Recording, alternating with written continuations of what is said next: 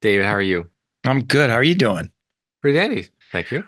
Where where are you? Where do you live? Southwest Ohio. Is that where you grew up? Yes, Is it okay if we just jump right into it sure is. it? Southwest Ohio. Yes, So you've been between your Columbus and Cincinnati. oh, okay, okay.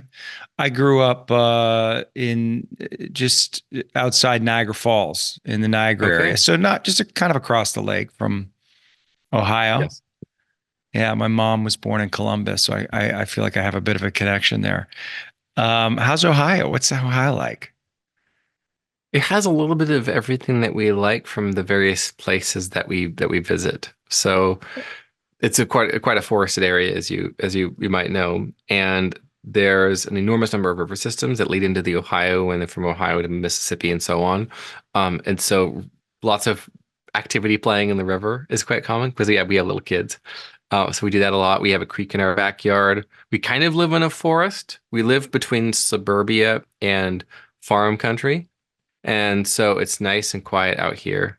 And we don't have a lot of the, let's say, annoyances that you would not like from urban life or that you might expect from Hicks and the Sticks. Uh, and there's just enough city locally that we can go to the big city, Columbus or Cincinnati, Dayton to a little bit of a lesser extent, but still some city action right there. And then just up north, of course, is Lake Erie, and so we can go to the beach, right, and go boating and island hopping and whatnot. So it's a little bit of things we like without the things that we don't like. It sounds ideal. For raising a little family, yeah, I think so. Yeah. I mean, I know you have to deal with winter, and winter can be a little brutal in Ohio, a little cold, but you get a lot of snow. We used to like 20 years ago, but it's Huh. been pretty mild. So it's been like it's not uncommon for it to be in the 50s Fahrenheit in December and Oh, January, okay.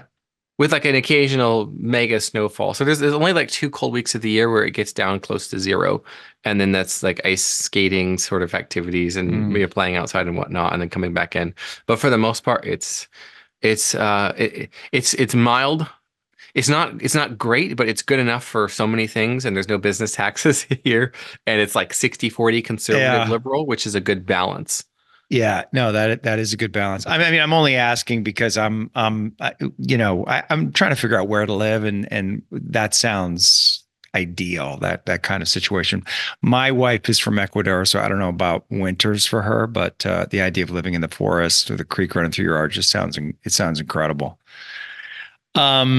Thanks for joining me.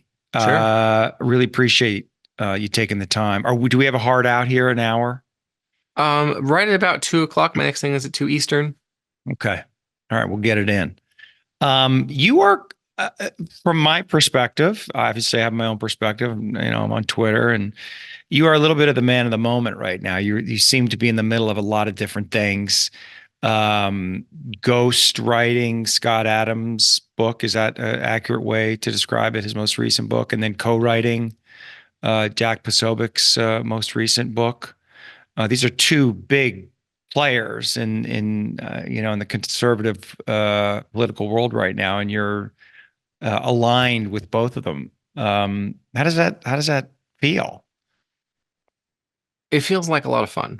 I like to joke that Scott Adams does all his own stunts, but sometimes has a body double. And, Uh-huh. and so my work with him is more close to developmental editing, and sort of brainstorming and feedback. And this doesn't work. Here's why it doesn't work. Here's what could work instead. Let's say more of an intellectual sparring partner, literally Hmm. speaking. And then with Jack, he provided a significant amount of research, and then I did the first pass of the manuscript, and then he came and added and edited and massaged and moved, and then we structured and refined together, and that produced our most recent thing. These are some too high profile characters, but there's so much below the literary iceberg of the Joshua Lisec experience that is like I'm looking at one book right now, a UCLA medical school professor. I ghost wrote his book, and he credited with me, and he got a nice book deal with that.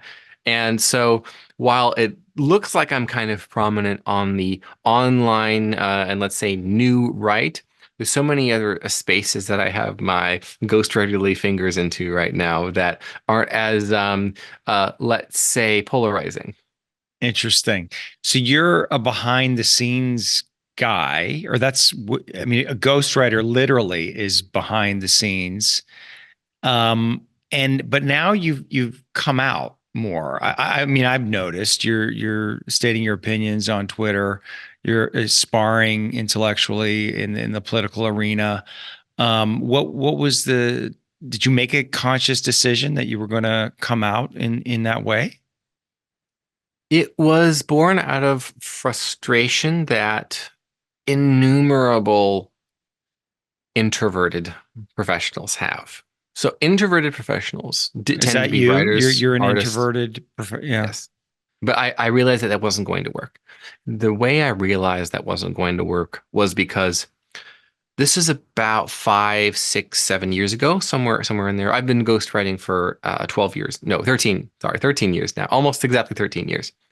And for the early season of that life, it was more ghost than writer, or let's say mostly ghost writer, where I was truly behind the scenes and unknown. And then as I began to get myself out there and start talking about my services and the work that I do, sort of casually promoting my work and creating some writing courses to help other people who wanted to learn a little bit, focusing on the talent, the writing, the aspect of it, not the Lisec personal brand and the meaning behind that, but more so, hey, you look like a pretty good writer, so how do you do it? And that sort of professional advice. Something interesting happened. My customers would find out about some high profile character who had released a book that was hyped, that was not living up to the hype. It wildly overpromised and underdelivered. And my customers let me know. And they would say things like, "Oh, dude, did you see this book? I was so stoked for it. And it's so bad. I could tell you didn't ghostwrite it. I can tell it was ghostwritten because it doesn't sound at all like the person whose name is on it, but it could tell that it wasn't you." And you hear that enough times. I was so excited for this book and it bombed because it was poorly written. Obviously, you didn't write it. That made me realize, oh, good, smart people have a persuasion problem. Mm, They're ineffectively communicating their ideas. They're ramming square concepts into round consciousnesses, hmm. that is, of the general public. They're not quite getting it. And that's when I realized two things need to happen for me to help solve this problem, which I'm in the process of doing. One of them is raising my profile so that they can be my clients or my co-authors or what have you. Uh, and I needed to uplevel my own understanding of mass persuasion. And so I became a certified professional hypnotist and have done work with some private clients in that capacity and have introduced that work into my manuscripts. And so I like to joke that a book ought to be a long form self-hypnosis script.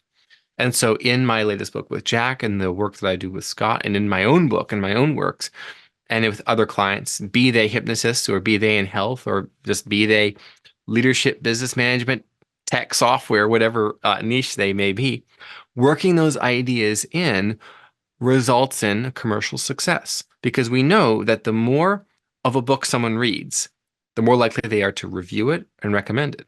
According Hmm. to Nielsen, 92% of book sales are attributable to word of mouth marketing. Someone saying, dude, you got to buy this. Right. But then it becomes obvious. If you want to sell a lot of books, you got to get a lot of people talking about it. To get a lot of people talking about it, you got to get a lot of people to finish the book. So, how do you get people to finish the book? You write it from a flow state so that it's easy to flow right through it as a reader so you get to the end. Or if you're using your book as a lead generator for your consulting business or management business or services for business of some sort, you get people so in a state of rapport with you that by chapter 4, they say, screw this. I don't need the rest of the book. I just need to hire this guy and do this for me. Right. But And so it's I get not success with both of those. right. But it's that, but it's also you have to make the idea sticky. Right. And That's that's, I right. guess, the persuasion element, making it a good read, making it an easy read, but also making the ideas sticky. And this is obviously what Scott Adams has been talking about and why I think he's become so popular over the last, well, I guess since 2015, because he's really been honing in on this concept of persuasion. I mean, it's been out there, but he's popularized it in a way because He talked about it in the context of Trump, which was such a great example. Um, you've been studying persuasion. Obviously, you made a decision to train in hypnosis, but had you been studying persuasion before that as a writer? I Yes. guess, I mean, is that, I mean, I guess the question is, in some sense, that's all it is. If your writing's not persuasive, you're really not, it's not good writing. Is that Yes, accurate? that's right. Before slash during my early ghostwriting projects, I wasn't simply and only exclusively ghostwriting books. I was also copywriting sales letters, sales pages, marketing and sales emails, and I do still do quite a bit of that on the down low today, writing people's hypnotizing sales letters and whatnot, a little here and there when people that I like ask me to.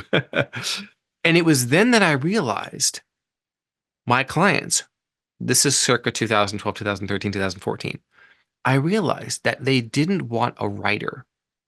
And this is where I broke with the entire, let's say, freelance writing profession and the 16 million worldwide freelance writers that are full-time professional freelance writers.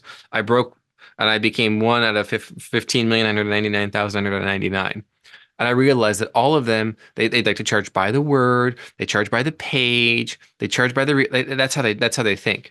They think the deliverable is writing, and it's not. The deliverable is sales.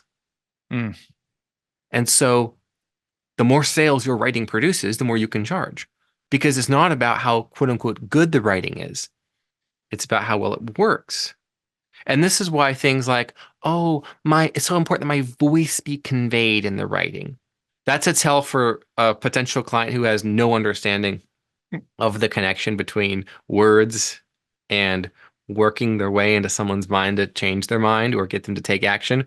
Not a good client because they often want to engage in anti-persuasive techniques inside of their book, which I recommend disavowing entirely. And so I realized that if I can get writing to sell stuff, then I can do whatever I want. I can be successful. And then right. it's not even about the quality of the writing, so to speak. And I can break the rules of grammar like I like to do.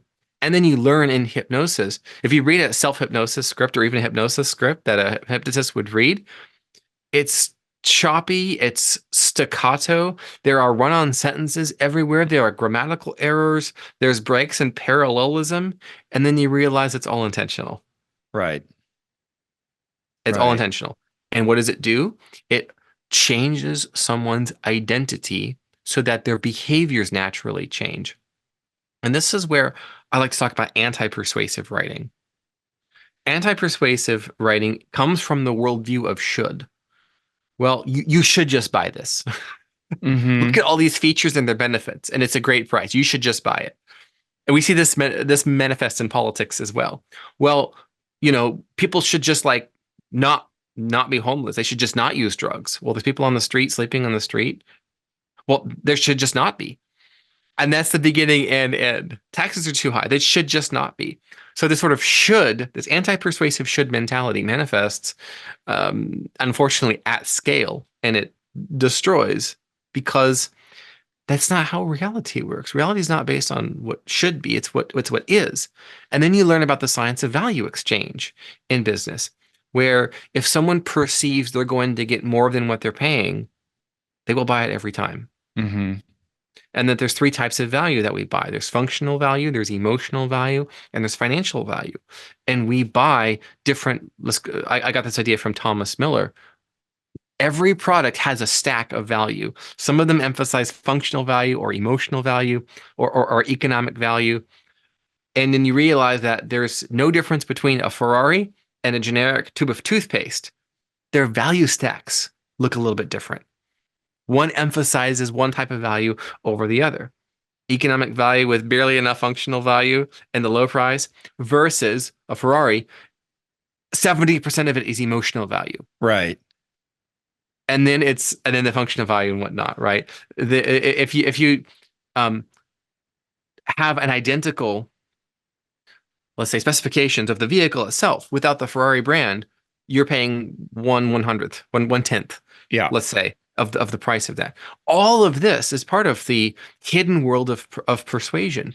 And when you do this in print, you can impact, you can alter the realities of tens of millions of people with one book, with a few authors, which is what I am currently up to. I mean, it's a paradigm shift, really, when you come to terms with all of this, when you understand how persuadable we all are. And on some level, it's disconcerting because it forces us to confront the attachment we have to the typical narratives that are propagated in society. When we come to understand that actually everything is really just all of politics, all of the news, all of uh, sales, everything, even relationships to a large degree are really all about effective persuasion, like how you communicate, how you talk with people. And I guess it I agree with you. Obviously, I've studied hypnosis, and this is what I wanted to talk to you because these ideas are so interesting, and I think it is important that people understand it because this is really how reality operates. And yet, there's something disconcerting about that we're almost robots that can be programmed and operate in that way. And do you like how do people look I want my voice in there, like, which another way of saying is I want my humanity to be represented in the book, like my own unique individuality. And that authenticity is what is going to ultimately be persuasive, but that's not necessarily true. And I guess, how do you think about that? Did you have that moment of recognition, of sort of grieving the loss of an idealized world, and it's like the shattering of the matrix, essentially, and realizing that the world is not what we think it is? Yes, I had that experience in 2015. A lot of people did, ironically, but it's for a different reason. My mother somewhat unexpectedly passed away that summer, and I grew up under her eye, so to speak. So I was homeschooled in an evangelical conservative Christian environment when the stereotypes of homeschooling that are no longer true, they were true back then. They were true back then, like the negative ones. The positive ones, sure, but the negative ones, certainly. For one of those being, for example, it was forbidden to communicate with girls. Like Hmm. as a male, like there was no contact, no conversation whatsoever. That results in a rather awkward post high school period. We'll leave it we'll leave it at that. And it getting out into the world, going to college, studying, I begin to doubt assertions such as the Earth was created on October 15th, 4004 BC. All fossils are indisputable proof that Noah's flood literally happened just as is described in the book of Genesis. The Garden of Eden is literally still there between the Tigris and Euphrates rivers, and evolution looks like it's true. It looks like it's true, and it's just Satan trying to trick you. Hmm. That was my reality. Yeah. And then you learn about how long it takes sedimentary rock to form, and then the math doesn't check out. And then I bring this back to we'll call it my information environment of my upbringing. And they would say, oh, well, of course it looks like it's millions of years old. It's a test of your faith. And I thought, huh. And then I would say, well, dinosaurs. And then the response would be something along the lines of, well, they were just all killed by Noah's flood and maybe Sodom and Gomorrah too, which also literally happened exactly as described in the Bible. And then you learn about the differences and disparities and claims that are in the Gospels. And by the way, meeting non-Protestant people like Roman Catholics and Orthodox Christians, you learn that their worldview is expansive enough to accept the scientific revolution. And in fact, Hmm. the Catholic Church was, in many ways, an instigator of the scientific revolution. And of course, we didn't believe that Catholics were real Christians. In that environment, it's like, well, of course they believe in evolution. They're of the devil.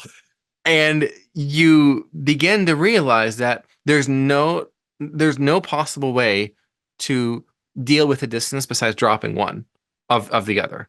Well, Hmm. it sure looks like all this stuff happened. It sure looks like sedimentary rock takes a long time to form. And that's just one little point of contention. Rocks. And I have behind me on my shelf a number of fossils I've collected over the years. I'm holding something in my hand, and then you're saying that it cannot possibly be true because look what it says in God's word. Who are you going to trust, God's word or man's word? And it's like, okay, dude, come on. I'm holding this rock in my hand. Am I supposed to believe my lying eyes or not? So this was my Matrix moment in 2015. And with the death of my mother, who ascribed vehemently to these views, sort of the prime cause of that worldview for me passed away with that experience. Mm. And so there's much greatness to be taken from my mother's life and her legacy. And so one of those is actually homeschooling. And so we homeschool our own children from Yeah. that. And I have a fondness for Christendom. And I've written about my, let's say, Christian spiritual journey. We'll put it at that. And getting to this worldview change, that's where my matrix was shattered. And I realized that what someone from a place of authority asserts with confidence, the more confident they are in their assertion, the less true it probably is. And then I began to see that same experience manifest in Uh-huh.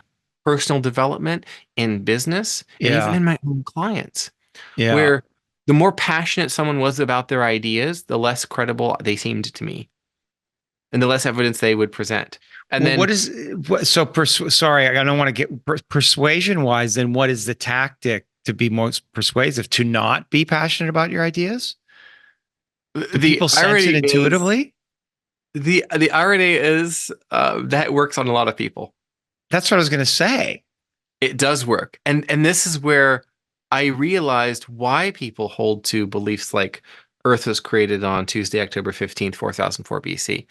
Is if you listen to evangelical Christian preachers, be they literal evangelical or Baptist or Hmm. whatever their denomination or non-denomination is, they speak with someone who appears to have had hypnosis training. Of course, they're the masters of it. Yes, and so they're just so confident. They just Hmm. sound it rings true. It feels right. I love the look of it.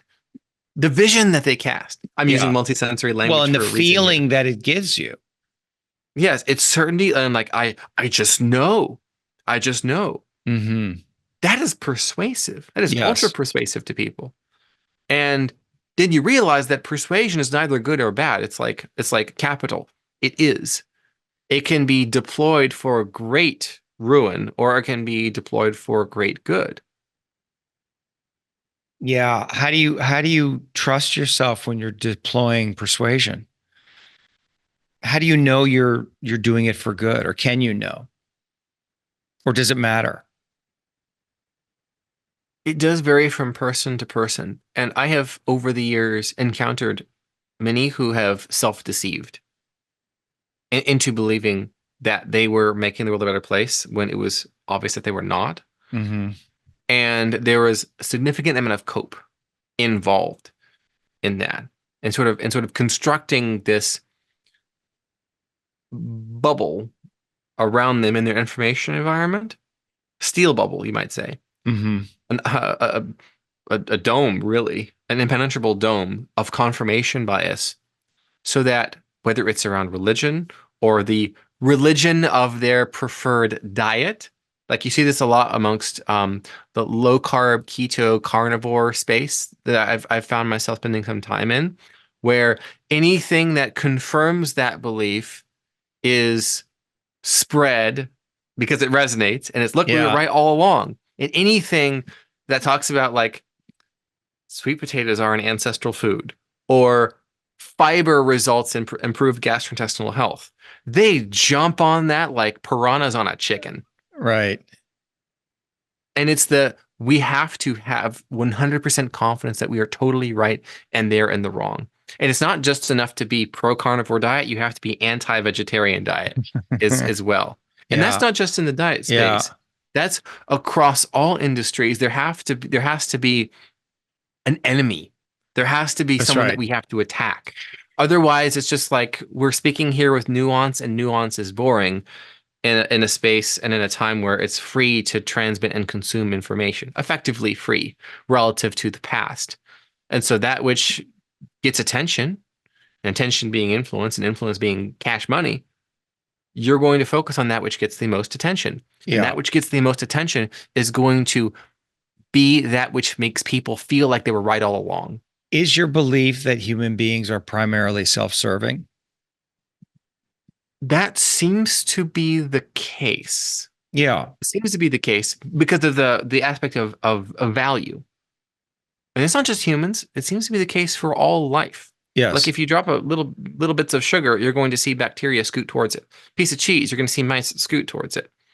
Piece of chocolate, monkeys are going to scoot towards it. Value, perceived value. If humans can perceive the value, they're going to move towards it. Hmm. Functional, emotional, or Hmm. financial value. That seems to be the nature of the beast, so to speak. Yet, like some other animals, I don't think humans are unique in this because we observe something that resembles self-sacrifice for the good of the whole in other animals, particularly mammals. So Hmm. on occasion, we've seen what appears to be self-sacrifice. We do see that in humans, and there does appear to be evidence that other types of humans, Neanderthals, for example, have engaged in self-sacrifice over the vast millennia back into deep time.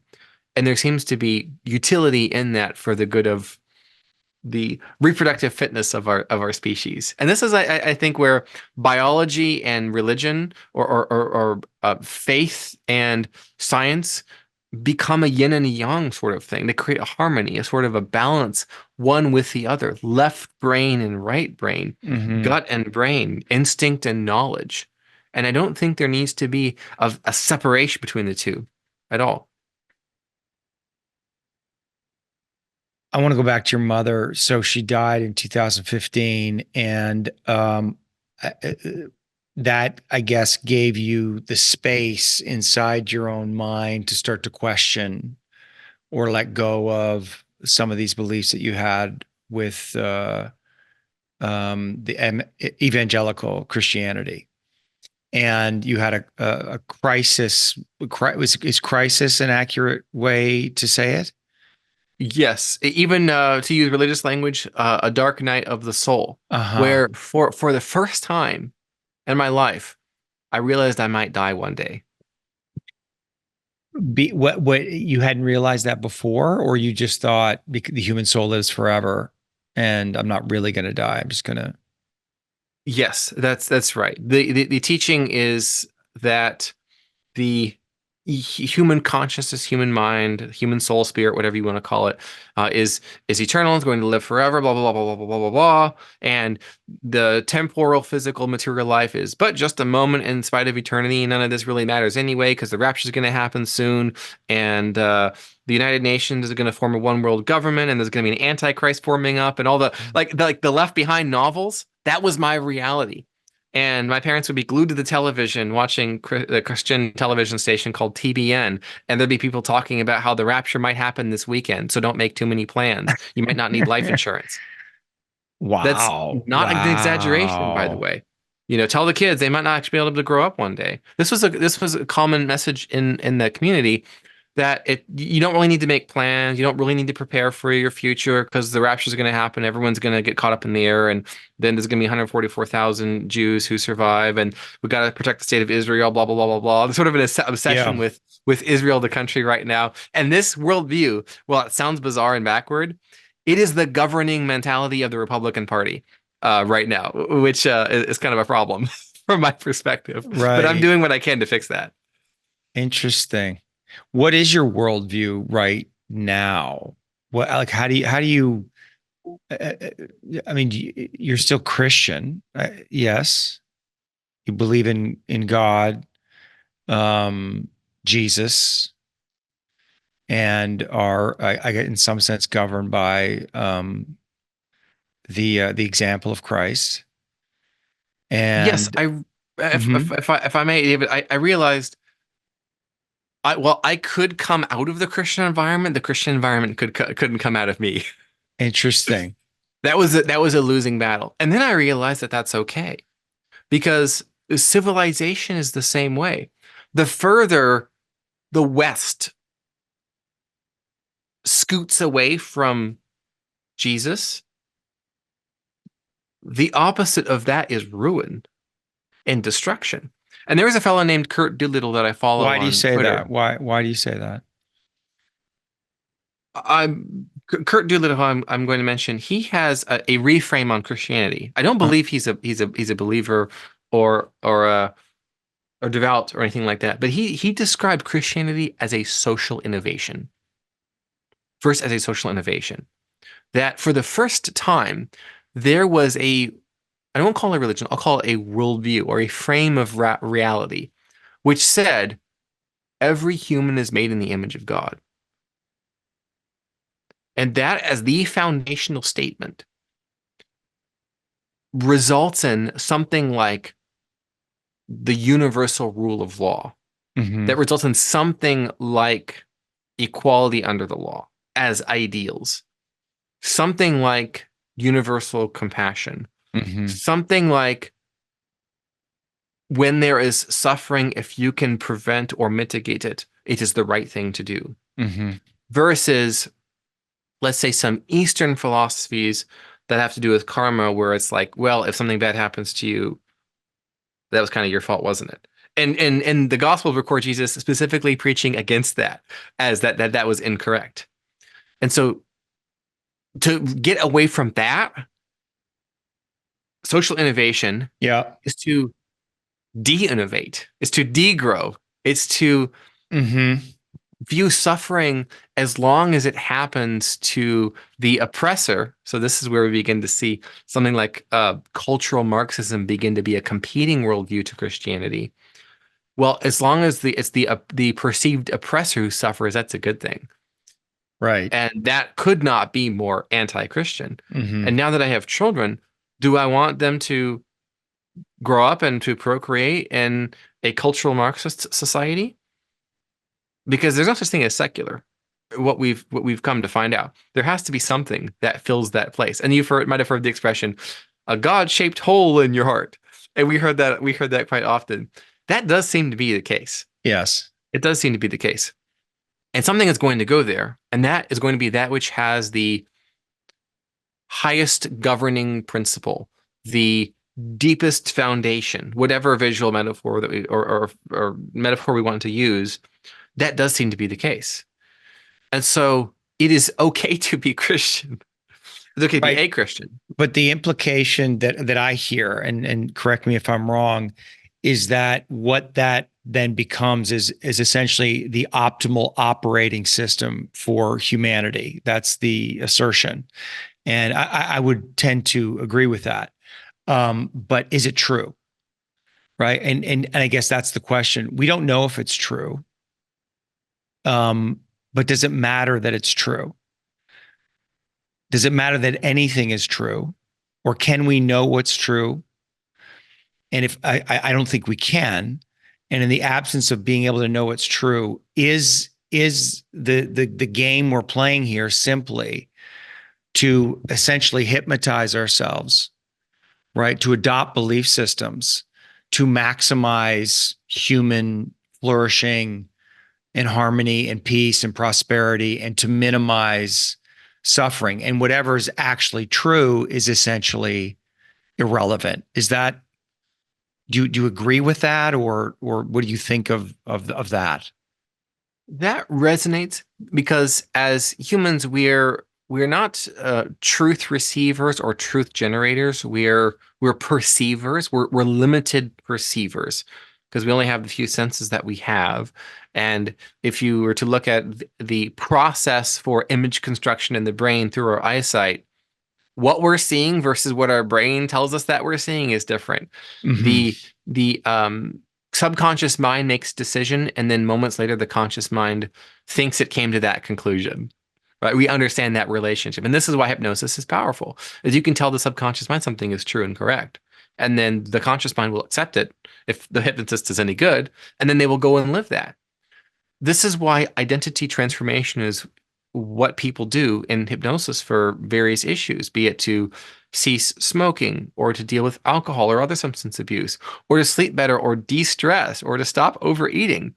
It's not about feeling, shame around any of those.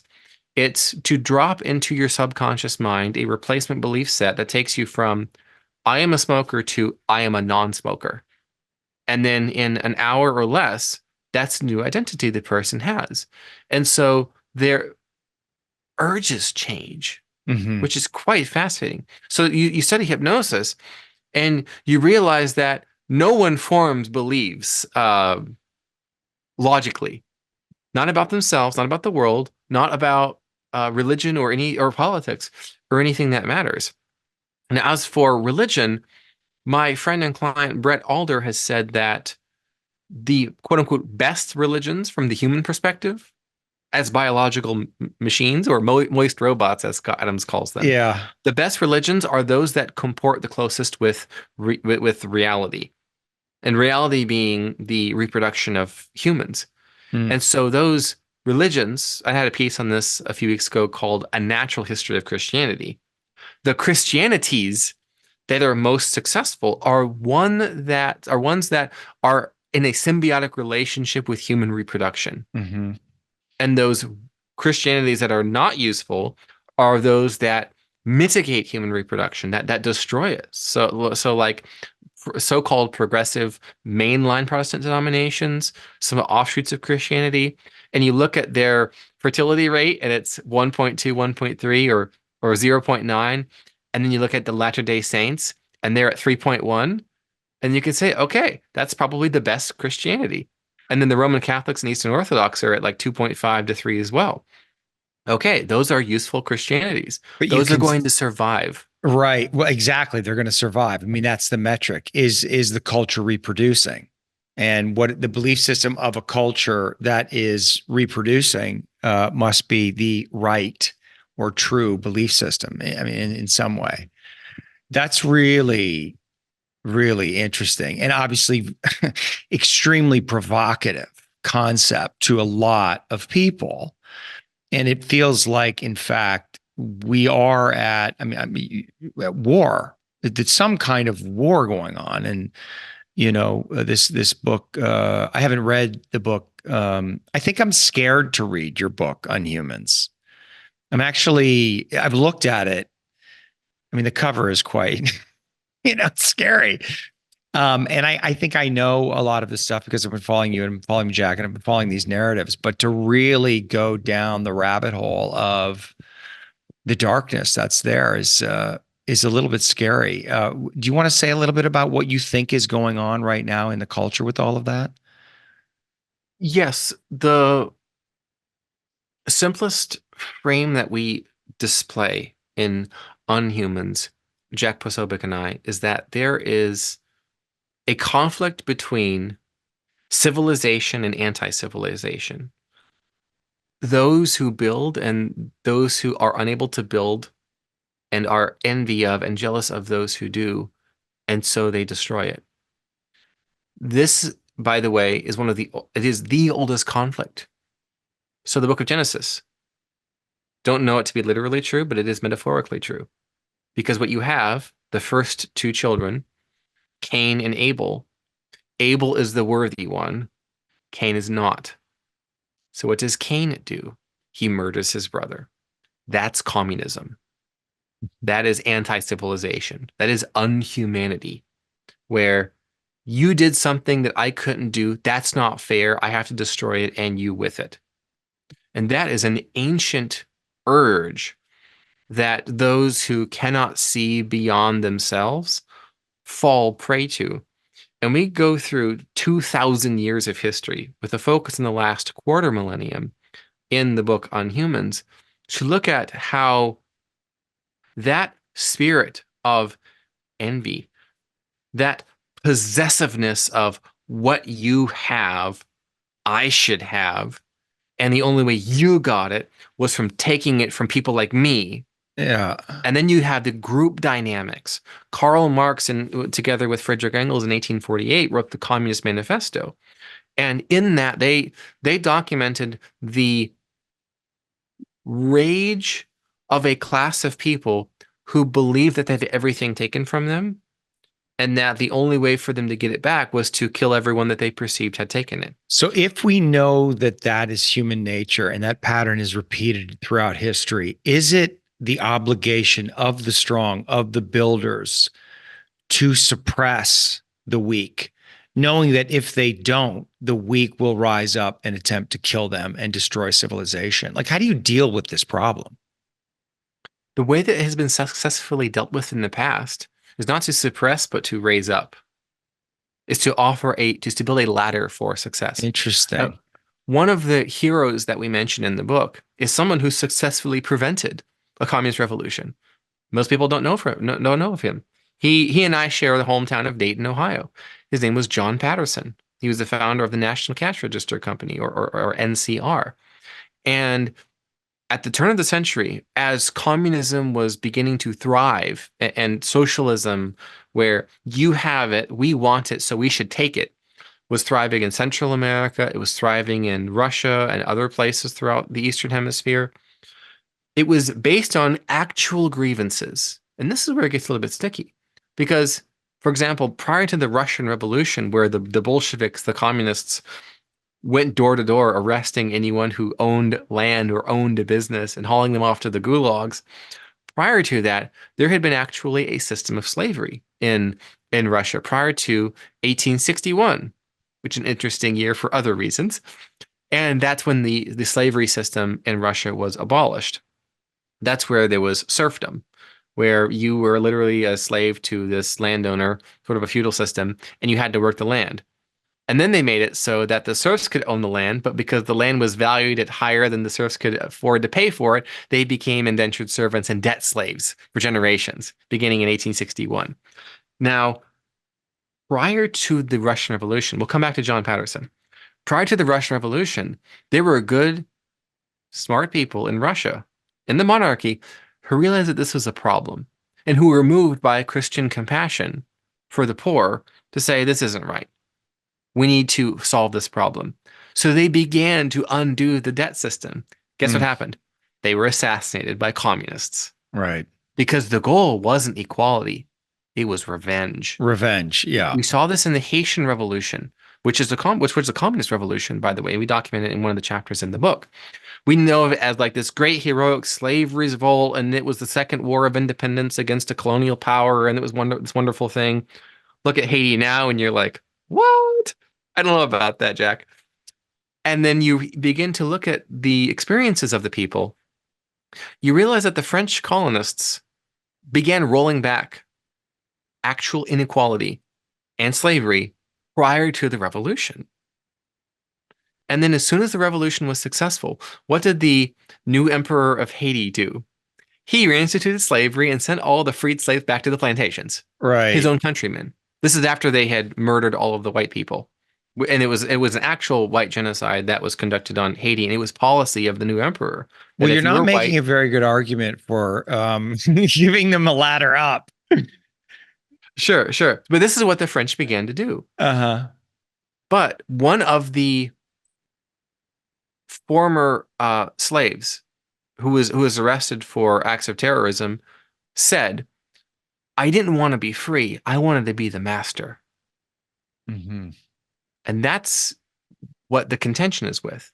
Now, coming back to John Patterson realized that if a population or a class is subjugated, is suppressed with like actual oppression, there'll come a point where they can't take it anymore. Then they will be organized by an instigator, and then they will have all of that decades or centuries of actual vitriol unleashed upon everyone.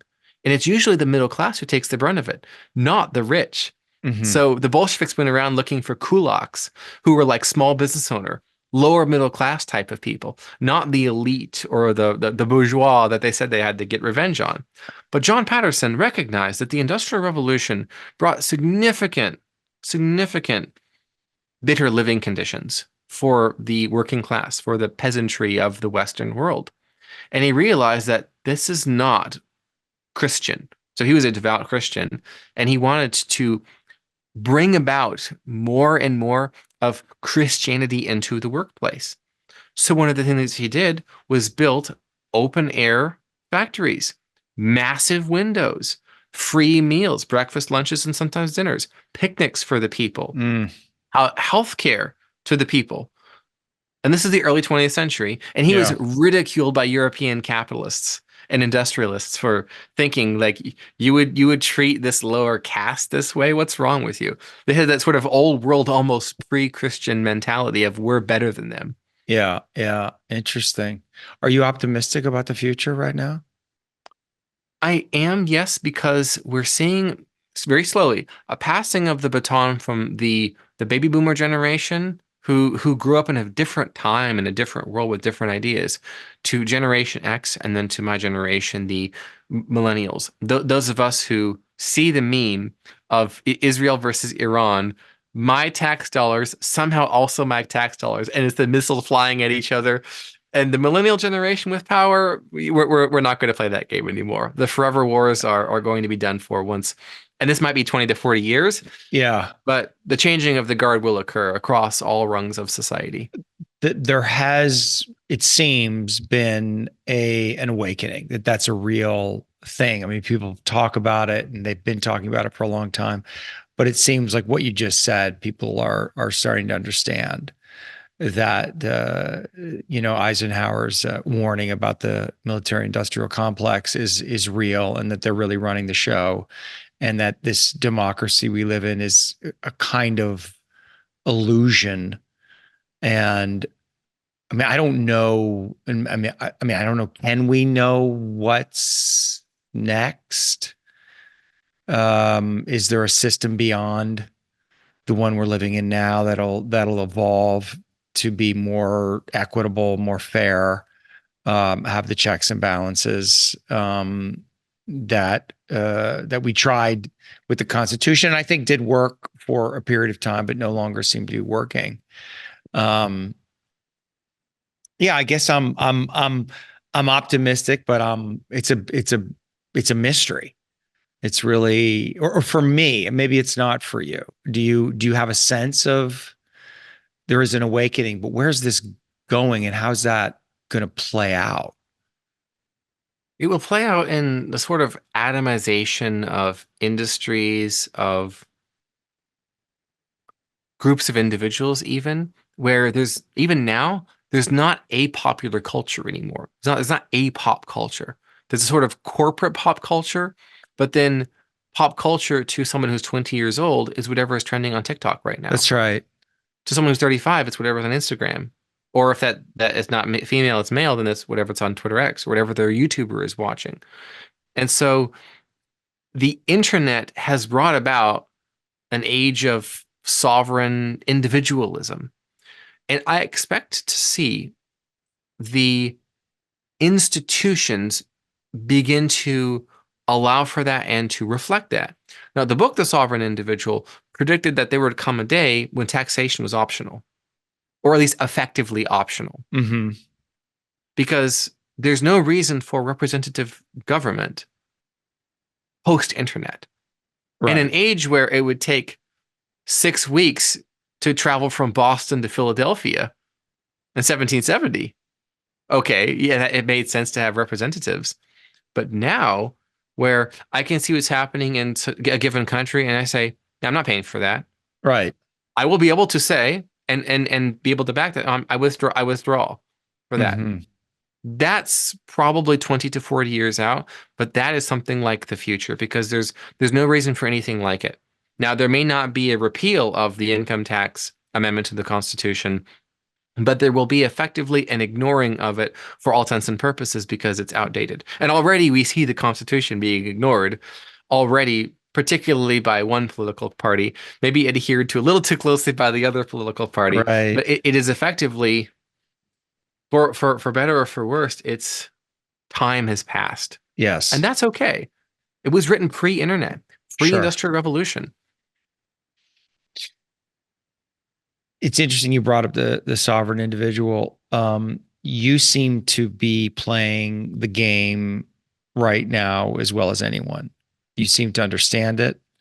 You seem to have a clear view of what's going on. You understand your own brand, your own value in the marketplace. And I guess what advice would you have for people? Like, what's the way to approach a business or your personal brand or whatever it is you're doing? How do you think about it? I mean, I'm sure you're talking to, I mean, that's what you do. Essentially, you're talking to people about it. You're not a consultant per se, but through your ghostwriting on some level, you are offering a consultation, a direction, an attitude. What do you say to people? What do you think the best strategy is for people right now? The best advice and counsel I can give to anyone, particularly young people, is this: impress important people. 3 words: impress important people. And there's two reasons for that. One of which is that it is a proverb in the Bible, by the way. It's one of the Proverbs of Solomon. Really? Yes, that a worthy workman will not perform before unknowns, but before kings and leaders. And Right. I looked at the original Hebrew from that and went a biblical commentary, and it explains that those happen simultaneously. It is not this sort of rising to fame, it is being worthy of it. It Mm-hmm. is Mm-hmm. having the ability to impress, is being Mm-hmm. so good at what you do that you, as a result of your greatness, perform before the king. And that's who you impress. And so, in this conversation's context of Christian civilization, that is, in fact, the Christian civilization way to become a sovereign individual, is to become so good at what you do that you impress the important people of your Right. civilization or of your network, of your industry, of your city. And of course, the who is it that's important? It's not the self-important, it's the influential, Mm-hmm. those with hard power or those with soft power. And I'm attempting to do both. Those people who have the literal, actual hard power, and then those who, let's say, like Jack Vasovic, like Scott Adams, Yeah. have the soft power to move the minds of millions. Interesting. So yeah, that's quite a situation that you're in, that you are influencing the influencers, big influencers, and are now yourself an influencer. And I mean, you've alluded to it. What are you wanting? What's the change that you want to affect? What's the influence that you want to assert on the culture with this real power that you have cultivated, and not just through impressing important people, influential people, but actual talent. You have a commodity that's valuable in the world. What's uh, what's the plan with all of these gifts that you have? Learning the advanced persuasion techniques from hypnosis, you learn about the power of three. And so many of my little life philosophy nuggets are 3 words. So we have impress important people as my life advice. Let's say my frame of desire, that which I want to create more of in the world: Mm-hmm. middle class nationalism. Oh, Middle class say nationalism. more. What creates a middle class? Well, one thing that it creates it is ladders out of the underclass, ladders out of the working class. It is the life and legacy of men like John Patterson, Hmm. where the middle class is, if you have a little bit of industry and some talent, you can provide for a family who can also then provide for families of their own. Multiple children, thriving children. One parent minimum can stay home and homeschool the children, be with the children. Spend those 10,000 hours that would otherwise have those children sent off to daycare and then later school in K through 12. Be present with them. Enjoy the little things. Go to the beach. Have enough, more than enough, so that they can help those who are less fortunate. And then doing that at scale, having a nation of that. Leaders who have had as their North Star middle class nationalism have created fantastic societies for their people. And they have also prevented the ruin of those societies from that which would eliminate the middle class or shrink the middle class.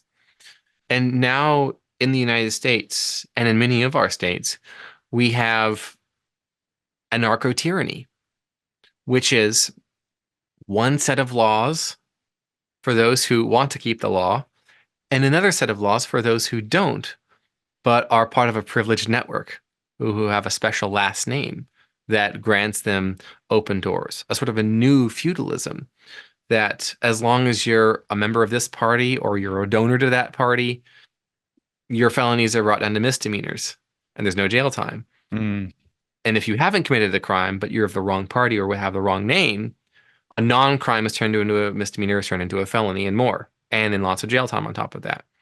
That's anarcho-tyranny.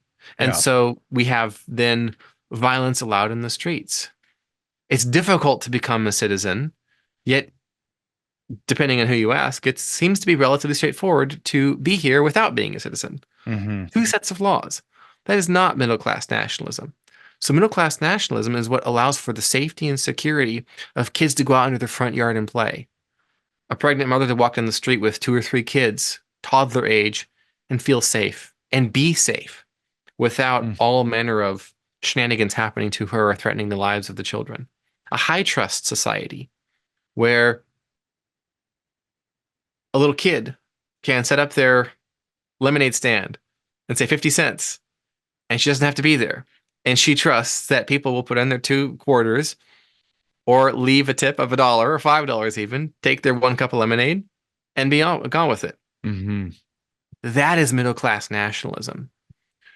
It is what allows for the furtherance of itself. It is fundamentally a reproductive society. And anything that gets in the way of that, we've seen, is unhuman. That's beautiful. That's inspiring. It's very inspiring to feel that you are connected to something deep and noble. Yeah, it makes me even more a fan of yours and more curious about your work and just it just helps me see you in a just shifts the frame slightly because I know you persuasion guys. You're always persuading, so every tweet is like it's hard to know, like, are they saying what they mean or are they saying something to persuade? And so there's always a game you're playing, which I Yes. appreciate, and it's beautiful. But to hear and feel from a sincere place like what it is you're fighting for is just fantastic. So I appreciate you sharing all of that. I appreciate you giving me your time here today. I really enjoyed the conversation, and I'm glad you're out there doing what you're doing. I'm learning a lot from you, and I know a lot of other people are as well. So thank you, Joshua. My pleasure, David. Thank you. Yeah.